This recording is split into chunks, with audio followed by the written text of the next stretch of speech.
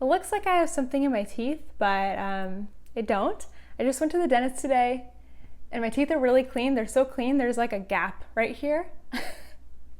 I tried to floss it out, but it won't go away. It's just a gap.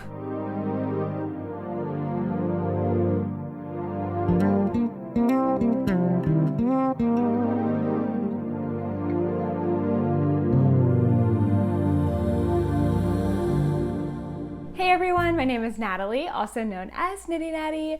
Welcome to episode 80 of the Love and Stitches podcast. Today is Tuesday, September 15th, 2020. 80 episodes. That is so crazy.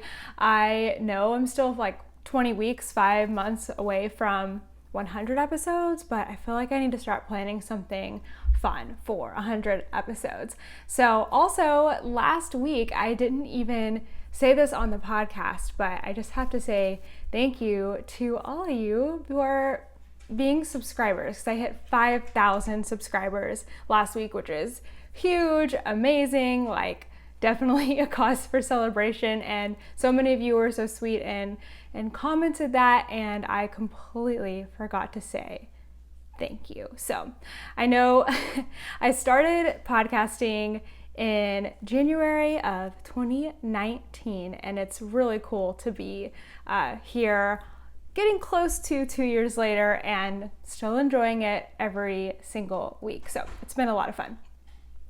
Those of you who have been here since January of 2019, you've definitely seen like me and my knitting and everything evolve. So it's going to be fun to see just how this grows over the next 2 years. So thank you guys so much for just being here today. And I have tons to show you. I don't have any finished objects today. I'm not wearing any knitting today. I am so warm right now. I keep the air conditioning off typically when I'm podcasting because it's kind of loud. But I'm so warm today. Usually I'm not this warm and we just got started, but that's okay. But yeah, hence no knitting. Plus it's still in the high 80s here in North Texas. So no knitting is being worn right now, but doesn't stop me from making new things. I've got a new project this week, I believe. Yes. And lots to tell you about my other projects. And I even brought out some, FOs to show you because I got some questions about different things. So let's just dive right into whip number 1. What to start with? I think let's start with my weekender. Okay, so I am making the Weekender Light by Andrea Mowry. It is my first garment of the fall, and I feel like I'm flying through this for me because I tend to like start things. This seems to be the theme of 2020 for me. Start things, have great momentum in the beginning, and then things fall apart, whether it's sizing or my interest is lost. I don't know, but I'm gonna keep on with the momentum while I have it. So here we go. I was right here last week on, this is the back band, yeah, because it's a little bit longer than the front. Right here last week, I've got my cute little pumpkin stitch marker. It looks like a pumpkin sugar cookie, iced sugar cookie. I think that might be from Simply Serving, but I'm not 100% sure. So I've done a lot, right? For me, it feels like a lot. So this is the Weekender Light by Andrea Mowry. It is a pullover sweater, long sleeve sweater pattern, and it's actually knit inside out. So you're looking at the wrong side, but this is the side that faces me because I'm knitting. But the right side when worn is actually going to be the purl side. So let me flip it. Very clever. Try not to lose stitches. So this is going to be the right side when worn. And you can see it's got that lovely little slip stitch it has up the front and the back, which is just such a nice little detail. You might be saying, that looks really tiny. It's not tiny, I promise. It's actually quite big. It's got like 10 inches of positive ease, but I really don't like having a long circular needle even when I'm making something that is the circumference of my body. So I have this on a 24-inch circular needle because that's what I find most comfortable. I like my stitches pretty scrunched up on there so that I don't have to do a lot of like pushing around. If you find that you're having to do that, like a lot of pushing around and like your stitches are all spread out, try a smaller circumference needle. It might be more comfortable for you. So I had some goals here with this sweater. Well, my goal is to finish it before October 9th. So not by the end of September. That was my kind of original goal, but that's too far-fetched. So now my new goal is by September 9th. And that's because I'm gonna be casting on a big old project, which I'll talk about later on. But yeah, October 9th. Did I say September? I mean October 9th, because September 9th has already passed. So I broke down this sweater in a recent vlog, but I'll tell you kind of what I want to do. So my goal for last week was to do the bands and then 5 inches of the body here. And then my goal for this week was to finish the rest of the body 10 more inches, which would be 15 total inches for the body.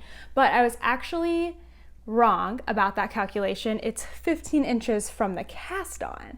So I'm already, well, I mean, now I'm kind of behind again, but I actually accomplished my goal at the end of last week. On Saturday, I had 5 inches from the cast on, even though I was thinking 5 inches from here.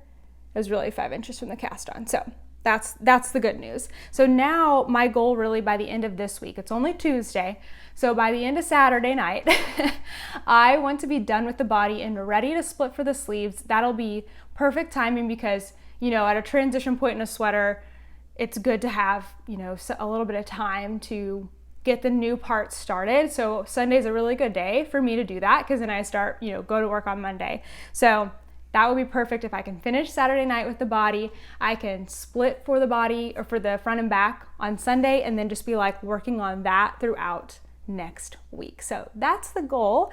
I'm gonna try to keep up the momentum here. I am about halfway to my 15 inches. I think I'm at like 7 and a half maybe. I might be exactly halfway. Now I am adjusting this just a little bit. I'm not trying to go too crazy because as you'll see on my next thing, making too many adjustments can be to your detriment. But this is supposed to measure 15 inches from the back. The back is a little longer here, and I actually want mine to be a little bit longer overall. I don't want it to be super cropped, so I am measuring 15 inches from the front, which you can see is a little shorter. So then overall, my entire sweater will be longer. It's about a ½ an inch difference, so it's really not a huge difference, but I think that'll be good for me. In the past, I've knit the boxy sweater by Joji Locatelli, and I believe that was 15 inches in length. So if the shortest thing is 15 inches in length, that's comfortable for me, so that is what I am going for. I don't think that I've done anything else. Yeah, I don't think that I've done any other adjustments, so going really well. I was using this marker to see how much I could do yesterday during a hockey game. So that's about what I could do. It is a lot of stitches because it's fingering weight, but it's still going pretty fast, a lot faster than the ribbing. I'm using Knit Picks Stroll Fingering in the colorway Jackrabbit Heather, and I'm still really liking the way that it feels and the way that it looks, so very excited about that. I also have a cute little glass stitch marker from Ann Tudor. It's a little orange sheep. The orange is for Tennessee Volunteers, my college. So I have a set of like, they're white with orange faces and then one orange with a white face, which is really cute. So that's my priority project right now. I just bring it with me just about everywhere. I just joined in my second skein like moments ago. I don't know. Like I've done 1 row since I joined it in right there. So I did separate skeins for the front and the back, and then I continued with one, and so then I've just joined back in this one, which I used for either the front or the back band. I don't know. You didn't really need to know that, but I thought I would share. Oh, and then somebody was asking about my bag. This is such fun Harry Potter fabric. To me, it's like very much fall and even kind of Halloween because it's orange and purple. This is from the Ginger U, and I love this bag. It's great for a sweater. Okay, so here's a tip for you. As you can see, my other skeins are right up here.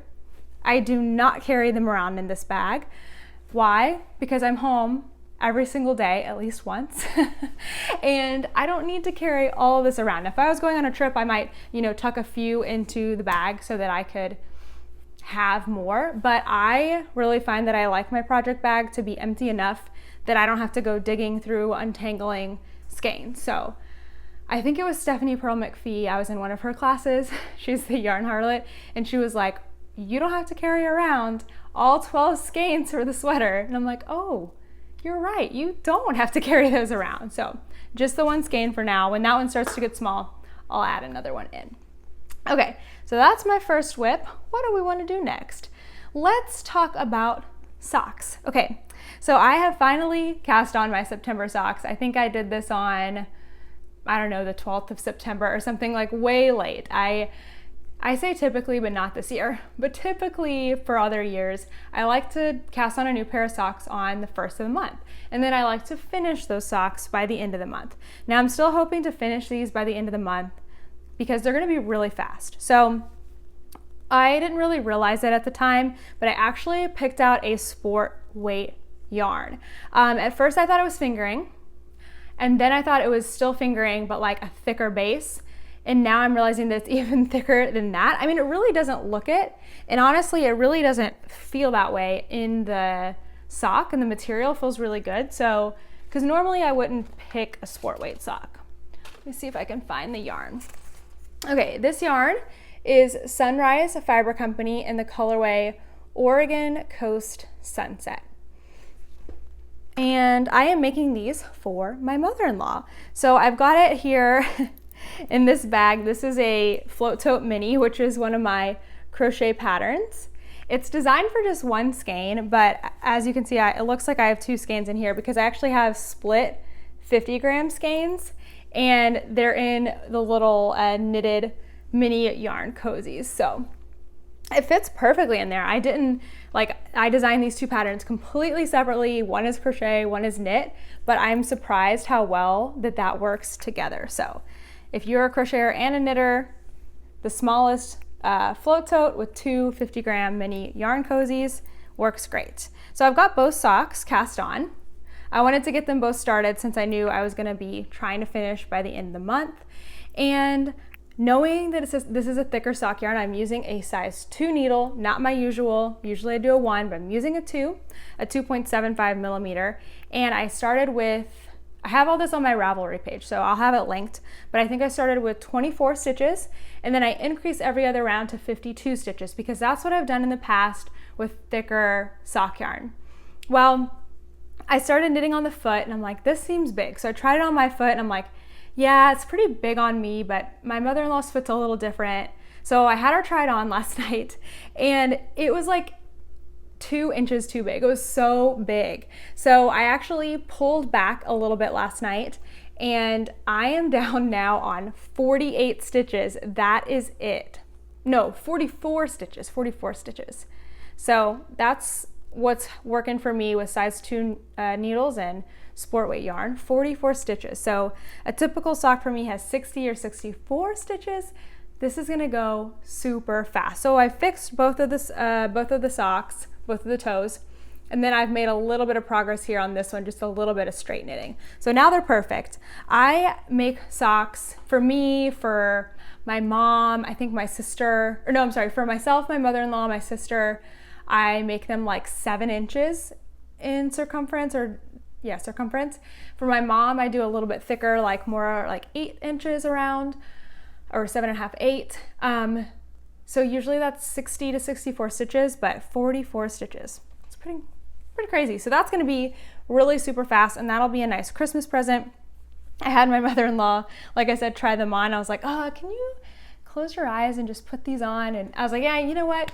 You're gonna see me knitting on them. You don't have to close your eyes, just try them on. And she was able to pinch like this much fabric on the side.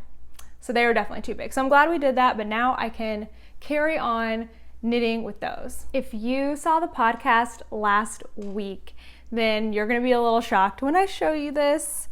If you follow me on Instagram, you might have seen me do this, but I have one whip that has regressed quite a bit. My Incendiary tank. Oh no, you guys. I think I had this about halfway down the body when I just realized it's too big. it was way too big. And I have done a lot of adjusting with this pattern. This is the Incendiary tank by Stephanie Aaron. And I've made so many adjustments to make it just more my like taste as far as fit goes. So the pattern is all hers, but I have changed just like how it's going to fit me. So I had a bunch of stitches right here in between, like to join the front and the back. And I just realized that was too many because I had done some increasing for A-line shaping and I was only like halfway down the waist and it was already big enough to fit around the largest part of my body. So I was like, all right, we got to fix this. So I pulled it back and I got it started again, and then I just haven't taken time to do the math and figure out what I need to do as far as increases now. So I really do need to go ahead and do that so that this can be another take around project, because it's really quite simple, very easy to do. I know how many stitches I need. I know how many stitches I have now, and I know how many stitches I need to get to. Now I just need to calculate like over this many inches I need to increase however many rounds. And some of you have given me helpful suggestions, like in knitting, we pretty much always increase at the side seams. In knitting, like things just kind of flow out. Like you don't have to, I don't know, I feel like if I was knitting this pattern and it was the size that it was, it wouldn't have mattered as much because it would just kind of like, sorry, what is that? Okay, I'm back. If I was knitting this pattern and it had gotten to the width that it was, it wouldn't have mattered as much because it would have just hung down. But crochet doesn't do that. So you have to definitely, or what I'm learning is it definitely needs to be more accurate to your body shape. So that's just, another thing to learn. So now that I've gotten it, I think, to a good width to start, I can figure out the A-line shaping and just cruise on that. The good news is I will have way fewer stitches, so it'll actually go faster once I start getting back into it. So I do intend to make the ruffle on this. I still think I'm gonna get to wear it this year as long as I finish it up kind of soon. 15 more days left in September. I don't know if I can do it. I mean, I could do it. I don't know if I'll be able to do it, but we'll see. We'll see. Maybe after this, I'll sit down and do the math so that I can work on it during my knit night tonight and try to get some of that done because I'm still excited about this. I think I needed a break from it and I've had a break, and so now it's time to get back to it. Oh, and this yarn is Madeline Tosh Twist Light in the colorway Copper Pink. I have one more whip to show you this week, and I don't think I'll show it every week, but maybe I need to start showing it like the first podcast of the month or the last podcast of the month. But that is my granny stripe blanket.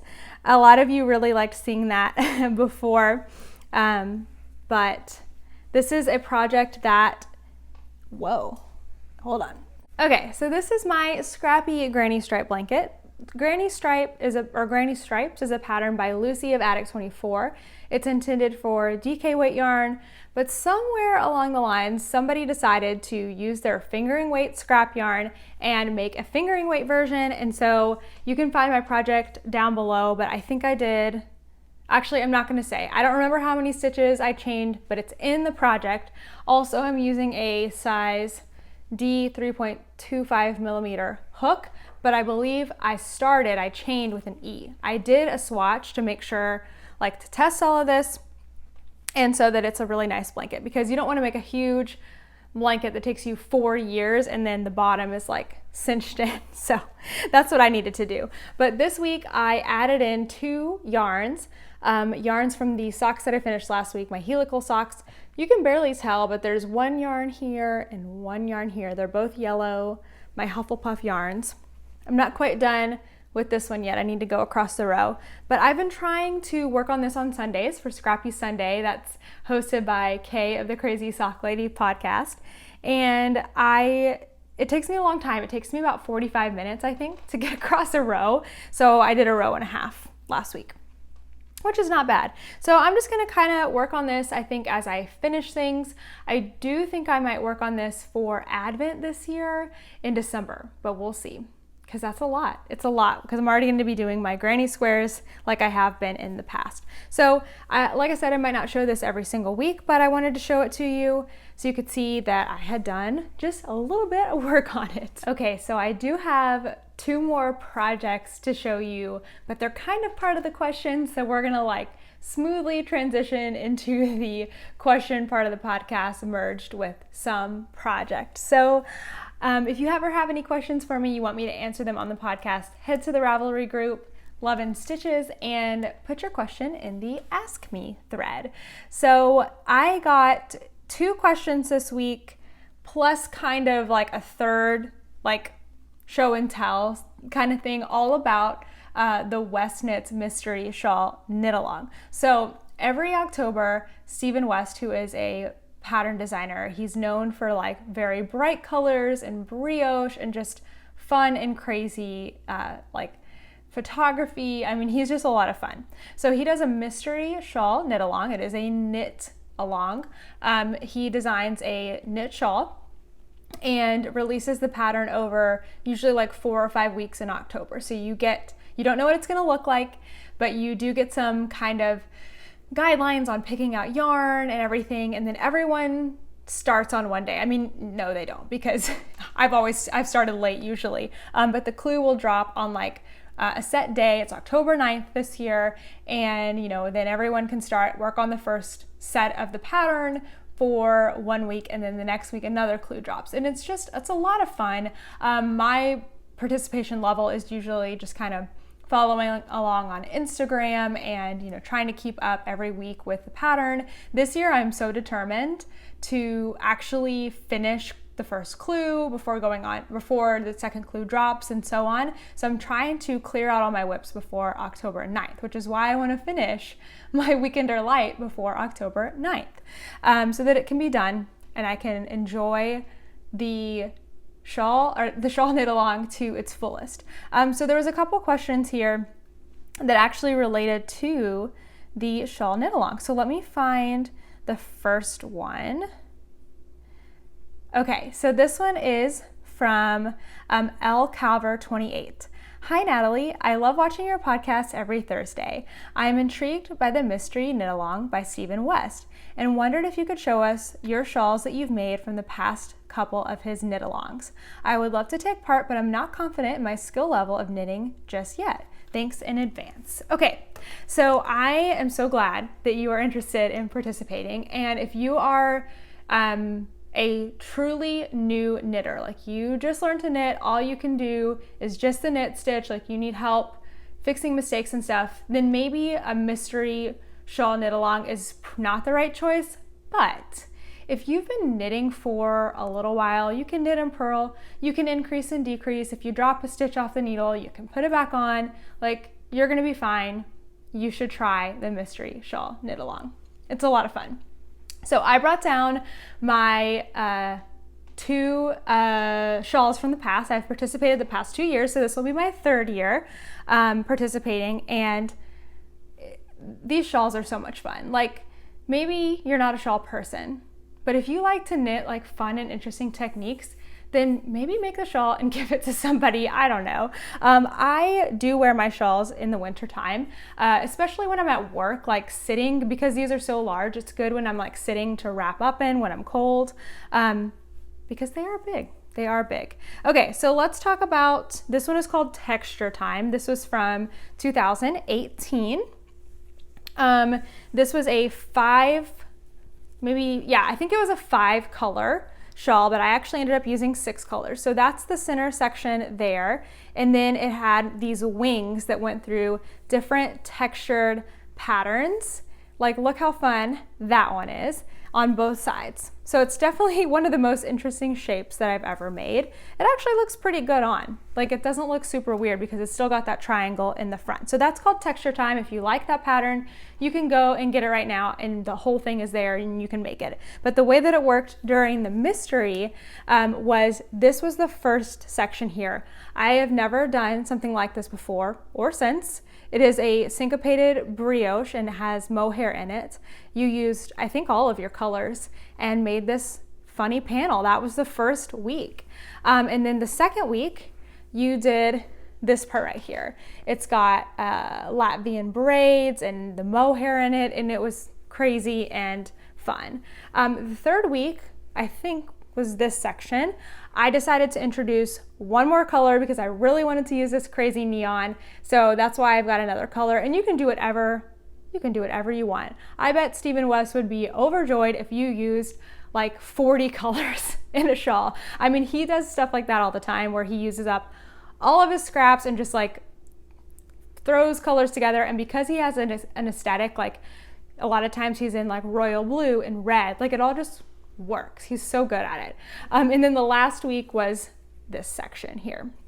I think that's how it went. There was also an option to put a border on this, and I opted out of that. I did not want to do a border. That was crazy. The other thing that was kind of fun was, since there was so much changing yarn and so many ends here, rather than weave in your ends, he suggested you basically like twist them and let them fold on themselves like a cord. And I tried that and I didn't like it. And so instead I did a 4-strand braid. So those are all my ends for that section. I braided them, and that they're on the wrong side and they don't bother me and you don't see them. And I just thought that was really, really clever. So for this particular shawl, and for all of his shawls, if they ever have brioche, for all of his mystery shawls, if they ever have brioche, there is a non-brioche option. I think this one was garter stitch instead, and it was beautiful as well. You still got to use all of your colors. He thinks of everything. And then for every single section of the shawl, there was a tutorial. He's really good at explaining things. So fear not if you are I don't know what level to say. If you are a knitter that's been knitting for a little while, like not a beginner, but like you've knit a few things, give it a try. Like the worst that can happen is it doesn't work and it's a little too hard this year and you can set it aside or use the yarn for something else. Like that's literally the worst thing that can happen. And that's not that bad. So I'll have that project linked down below so that you can go check out all of the yarns and everything. And then I also brought, by the way, this is how I store my stuff, is I roll it. I brought last year's, which was called Starflake. And this one was, to me, surprisingly toned down. Of course, I did pick very like neutral colors, but as far as just how the shawl looks, not super crazy, right? Only 2 colors.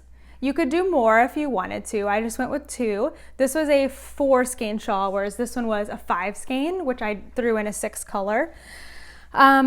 This year's a 5 skein. Ooh, I'm so excited. I'll talk about that in a second.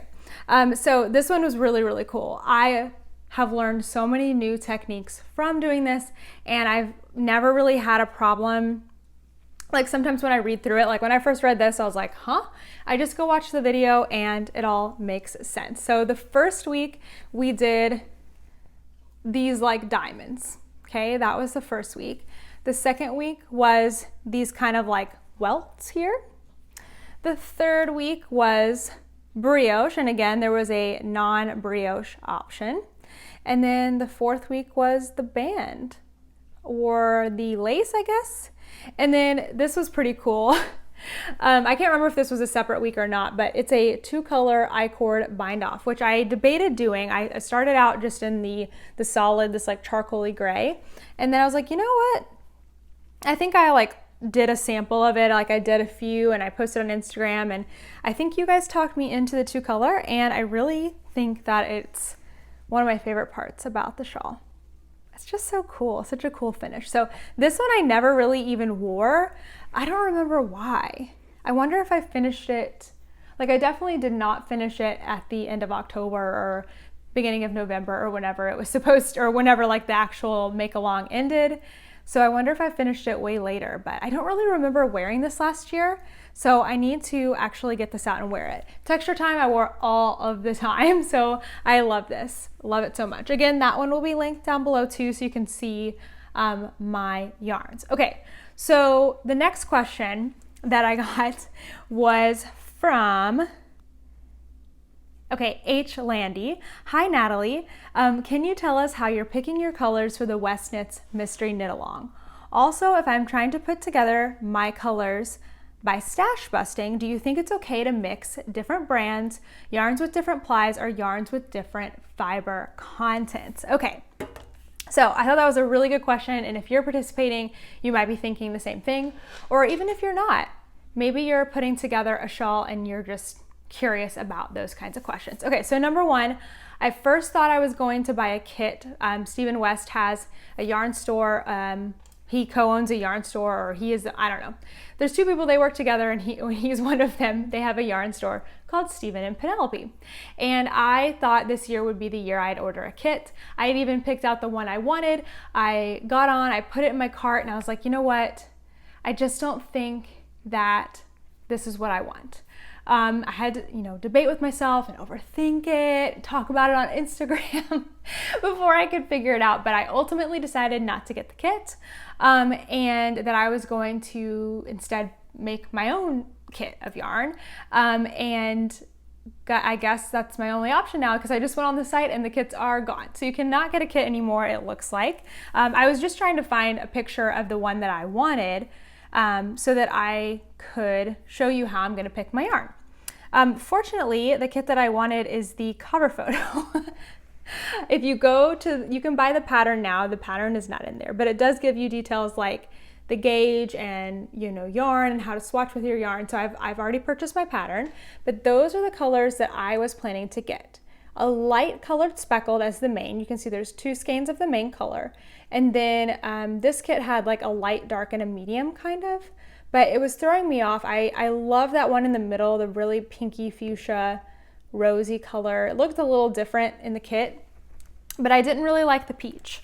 And also the speckle was looking a little yellow for my taste. Beautiful yarn, beautiful yarn. But I think that is the kind of like aesthetic that I want to mimic. So I am going to my local yarn store this weekend. My friend and I had already planned out to go. She needs some yarn, and then I was like, oh, well, that'll be perfect, because if I don't end up getting a kit, I can get yarn at the yarn store. So that is what I'm planning to do. I am going to mimic this kit by getting, well, I think I am. Who knows when I actually get there. But by getting 2 light colored speckled yarns for the main, and then 3 contrast colors that all go with the main color. All those details are in the pattern. So if you're trying to figure out how to choose your yarns, go ahead and buy the pattern, and then you'll get the details that tells you what to do. Basically, he says, and I don't want to get this wrong, so make sure you look in the pattern, but your main color is going to interact with each of the contrast colors. The contrast colors are not interacting with each other. So the most important thing is that your main color and each contrast color, like, they contrast. Obviously contrast color, but they actually have that like difference. So that's what I'm going to be going for. Somebody suggested that I should look through my stash, and if there's any yarns that I really like and want to highlight, I could use that as a contrast. And I thought that was a really smart idea. So I might look through here and see if there's any yarns. I don't really have many solids, and I'm going to be looking for something semi-solid. But if I do find anything, I can bring it with me to the yarn store and just see if it goes. I mean, best case it does, worst case it doesn't, and honestly, no big deal. I can find 5 yarns that I want to use at the yarn store. So that's my strategy, is I'm going to mimic this kit. So since you can't view the photos on the website anymore, go to Stephen West's Instagram and go back like to, I think maybe Saturday. What would a Saturday's date have been? September 12th, 11th, something like that. He has all of the kits. He has the photographs of all of the kits. Go through there, find a kit that you semi-like, and then try to mimic that. Like, not like, I'm gonna find these exact same colors, I mean, unless you want to, but you can say, okay, I see that there's like 2 light colors for the main color and then a light, medium, and dark, or whatever. Or I see that there's, for me, I'm like, I really like that pink in the middle, I wanna like change the other ones.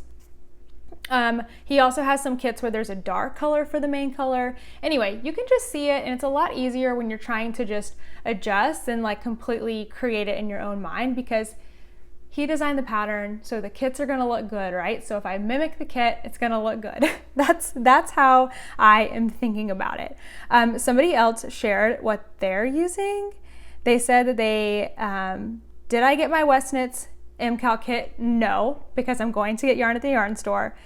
She said I did, and when I looked back, 8 minutes later, they were all sold out, which is so crazy. And this is what they got.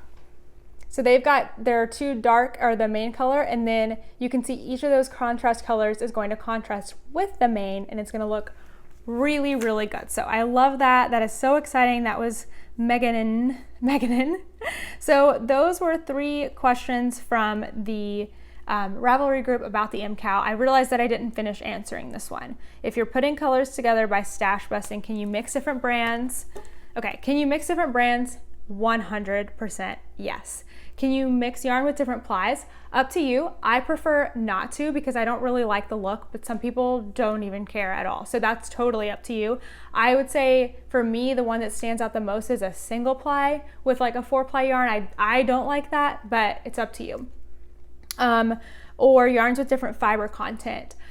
Yes, but be careful because sometimes changing the fiber content can change the actual gauge of the yarn, which I've seen a lot in fingering weight yarn. Like an 80-20 is different from a 75-25. So just be careful. It shouldn't matter like too much, but you also want to check the yardage because sometimes the thicker ones can have like a lower yardage and you don't want to run out of yarn.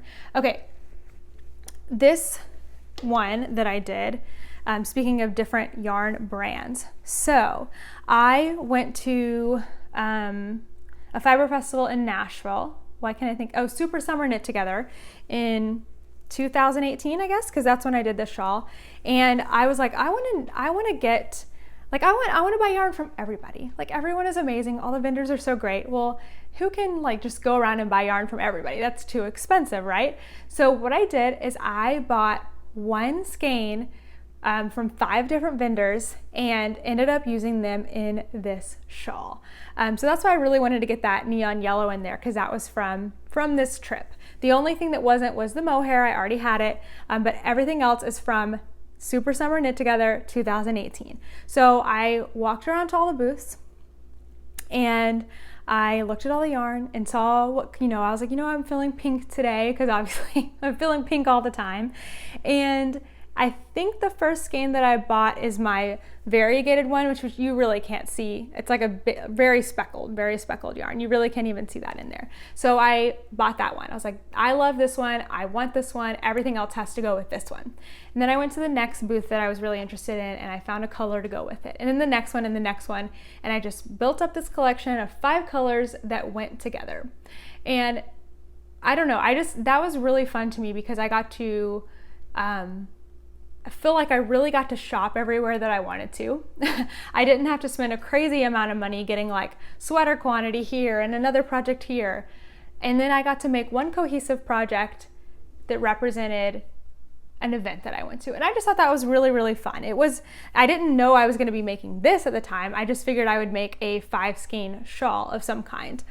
So that just ended up being really fun. But anyway, so that was kind of the question. Can you use different brands? Of course you can. And I actually think all of those yarns were the same base. So they were all 75% superwash merino, 25% nylon, and a 4-ply yarn. So they all, some of those dyers could have literally ordered the same yarn. Like it could have been exactly the same from the same manufacturer.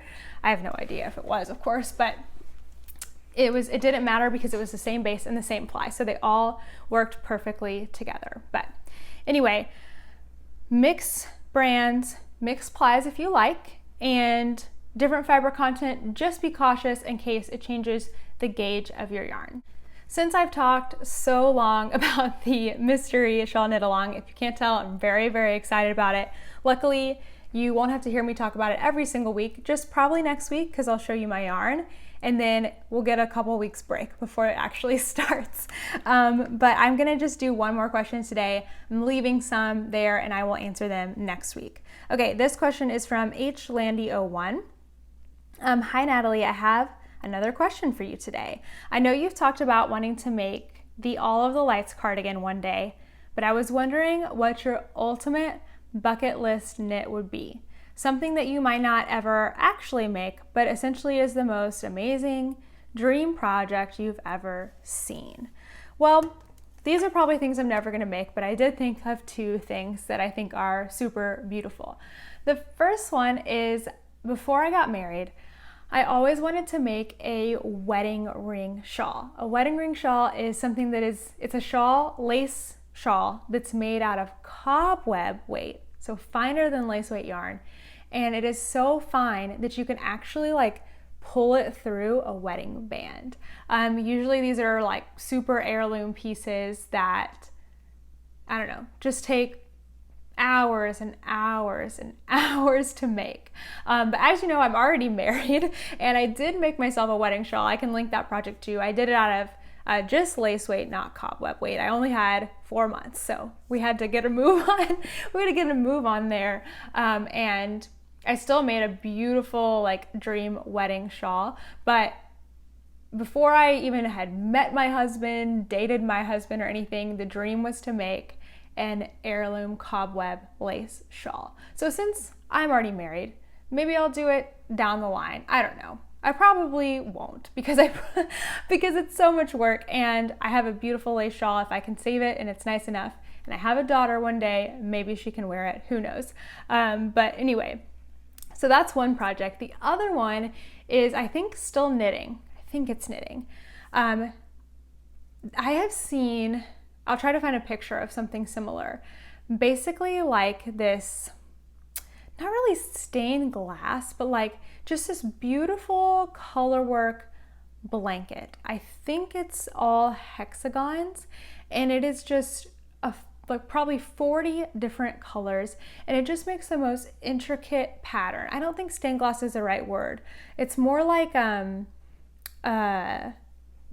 gorgeous woven rug kind of thing. And it's so pretty. It's absolutely incredible. I'll have to find an image because I'm not describing it well, but that's another thing that I'm like, that would be an amazing bucket list knit. Probably not gonna happen, but that would be really, really cool. So I would love to know what is on your like dream wish knitting list. Like, what would you like to make, or crochet list? A project that, like, if you had all the time in the world and the money and the resources, you would just like sit and make and enjoy, and even if it took you 20 years, like, who cares? You would make it. So let me know, put that in the comments, because I want to see what you guys would like to make. One more thing. I'm glad I didn't choose to answer more questions because I still have more to talk about. So update on a question I got last week about an alternative to a wool wash. If you don't have wool wash and you can't find it, what can you actually use to wash your wool?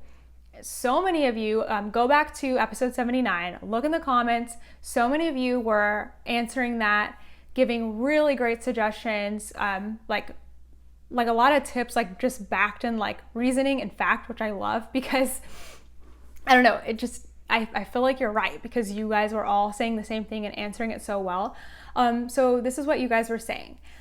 Wool is not like clothing. Think of wool like, instead of fabric, like hair. So the way that it needs to be washed is different. And so a lot of you suggested that if you don't have a wool wash, do not use detergent. Okay, that I knew. Do not use Woolite. That I didn't know. Instead, use a very, very gentle shampoo, maybe a baby shampoo, fragrance free, and that's going to be one of the best things. So thank you guys so much for all of your help and suggestions, because I think that's what's so amazing about this community, is that if I don't know the answer, I can put the question out there and you guys, somebody's gonna know. Somebody's gonna have a suggestion, or at least a starting point. And so that's something that makes it really, really great. All right, now on to news. This week I have a new video. It is my helical sock tutorial. It is quick and short. I didn't start out this way, but I like quick tutorials now, because when I'm looking for help with something, I don't really, unless I like need it to go through the whole project, I don't really want a long video. So that's the type of tutorials that I'm trying to create. So helical sock tutorial, it's here on the YouTube channel. It is also on my IGTV. So wherever you want to like go to it or save it for like reference later, go to that. So that is a tutorial on how I knit my helical socks that I just finished last week. I by no means is this the only way to make helical socks, but it's how I made mine. So if you want to make socks using 2 colors where you helical knit them or stripe them, go check that out. I think it's a nice and quick tutorial. I also have started putting text on the bottom of my tutorials. I find that really helpful if you are sitting in the yarn store with your friends, sitting on the couch with your family. You need a refresher on the tutorial, but you don't want to be listening to it, right? Because you're watching TV or talking.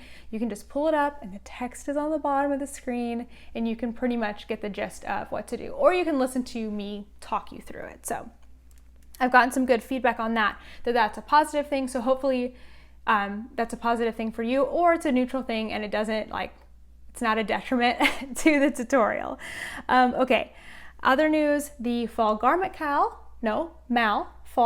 Make-Along is currently going on. We are almost at the end of the first segment. So keep chatting. There's over 1,000 posts in the Ravelry thread. I haven't checked how many posts are on Instagram, but you can enter to win one of 6 prizes, 3 over on the Ravelry group by chatting, 3 on Instagram by posting on your feed with the hashtag FALLGARMENTMAL. And I am going to choose those winners on September 20th. I think at the end of the day. I put the directions, exactly what I'm going to do in the Ravelry thread and the Google Doc. So go check there. But I'm going to choose those winners. That segment is going to be closed out. And on September 21st, we are starting a new month, continuous make-along, but a new month for prizes. So I will have another video go on my IGTV sharing all of the prizes we have for September 21st to October 20th. The Fall Garment Make-Along is going all the way through November 20th. And if you want to hear more about it, I will link my announcement video, all of the information down in the description box. So head there. It's a lot of fun. I'm working on my Weekender Light for that make-along. You can join in at any time, knit as little or as much as you want, as long as it's a garment, you can participate. Okay, life this week. So super exciting here for people who live in Dallas and are hockey fans. The Dallas Stars are moving on to the Stanley Cup final. We have been watching the games with our friends, which has been really fun. I've been knitting. We've been getting food together. It's been just a fun, for me, it's a fun event. I like sports a lot. Don't get me wrong. I love hockey. I'm super excited. But for me, it's just been a really fun event to get together with friends and my mother-in-law as well, and just watch hockey games and enjoy them. For my husband, it is the best thing ever. His team, he is so elated. It's fun to see him that happy too. So that's what's been going on here. Besides that, I am going back to work. I've been working full-time still with my school since August 10th? No, before that, the beginning of August. But we are finally going back full-time in person. So this week has been half days for me. I've been going in 1 to 4. Also last week 1 to 2. Next week full-time again, 7:15 report time. So I guess I have days where I feel a little overwhelmed about that, just because I have enjoyed my time working at home, very much so. A lot has happened over these last 7 months, right? That's how long it's been since the world went crazy. We left for spring break and we never went back. So it's been interesting. I've been with kids already at the school because I've been testing.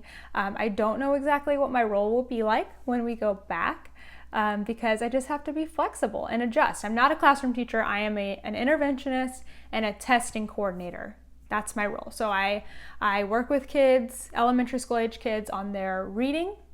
And this year I get to work with kinder, first and second grade, which I'm super excited about. And then I also coordinate the tests for the entire school, K-5. That takes up half my year, honestly. It's spread throughout the year, but half my year. So that's what I do. I've been doing the testing coordinator pretty much the whole last month and a half. But yeah, so that's what's going on in my world. Bringing me joy, there is so much to be grateful for and happy for right now. One small thing that I've really been enjoying is watching this new show called, I think it's called Get Organized. It is by The Home Edit. It's on Netflix, and it is a show all about organization. I did not like the first episode. So if you have tried to watch the show because you enjoy like organization and stuff like that, and you didn't like the first episode, go to the second episode. I think it's so much better. The first one is like kind of uncomfortable, like they're kind of getting into their groove of like being on a TV show, and it just, I don't know, it felt a little forced, it felt a little much, a little too reality TV, where I was looking for like HGTV. Second episode, much better. Third episode, even better. So basically in the show, these two ladies, they own a company called The Home Edit, and I mean, they are huge, well-known for organization, and they will organize two people's spaces, a celebrity and then just a regular everyday person. I usually end up liking the regular everyday people segment better because it's a little more like relaxed and not like so in your face and realistic, but they do a really great job. They kind of explain things as they go, and it's a lot of fun. And as you might know, one of my passions is organization. I love organizing, so I love the show so much. I've been watching that on the weekends, waking up, getting my coffee, getting into bed with my knitting, and watching The Home Edit. It's been bringing me a lot of joy. All right, guys, I think that's everything for this week. Thank you so much for watching, and I will see you in the next one. Bye.